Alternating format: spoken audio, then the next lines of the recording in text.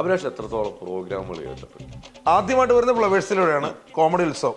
അതിനുശേഷം പിന്നെ 1 കോടിയിൽ ഫ്ലവേഴ്സിൽ വന്നിട്ടുണ്ട്, പിന്നെ കോമഡി സ്റ്റാർസിൽ വന്നിട്ടുണ്ട്, കോമഡി മാസ്റ്ററിൽ വന്നിട്ടുണ്ട്, കോമഡി മസാലയിൽ വന്നിട്ടുണ്ട്, പിന്നെ സെൽമീതി ആൻസറിൽ വന്നിട്ടുണ്ട്, പിന്നെ എന്താ പറയുക ബമ്പർ ചിരിയിൽ വന്നിട്ടുണ്ട്.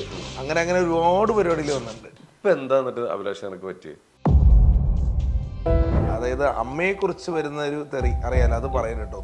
അമ്മയെ കുറിച്ച് പറയുന്നു പറഞ്ഞപ്പോ അഭിലാഷ് പറയുന്ന ഒരു വാക്കുണ്ട്, താ വെച്ചിട്ടൊക്കെ കഴിഞ്ഞ ദിവസം അതും ഒരാളുടെ അമ്മയ്ക്ക് തന്നെയല്ലേ കൊള്ളുന്നേ. അതൊക്കെ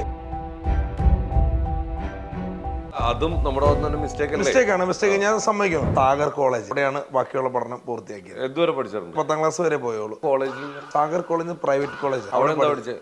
അവിടെ SLC എഴുതാൻ വേണ്ടി പോയാ. ചാലക്കുടിക്കാരൻ ചങ്ങാതിയില് നായകൻ ഞാനാണ്. ഞാൻ പല സ്ഥലങ്ങളിൽ സിനിമ സെറ്റുകൾ പോവാറ്.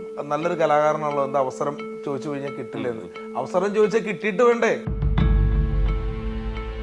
ചാൻസ് കിട്ടിയില്ലെന്ന് പറഞ്ഞാൽ നമ്മള് കുപ്പത്തൊട്ടിയിലേക്ക് എടുത്ത് ചാടുന്നതിനെക്കാട്ടിയും കയ്യിലുള്ള മാണിക്കത്തെ പോളിഷ് ചെയ്തുകൊണ്ടിരുന്നു കഴിഞ്ഞാൽ ഒരു ദിവസം ഈ തിളക്കം ആൾക്കാർ കാണും. ഇനി ഞാൻ എന്ത് വേണമെങ്കിലും വിളിക്കാം. അപ്പൊ നീ പൊന്നപ്പൻ, ഇത് തങ്കപ്പൻ.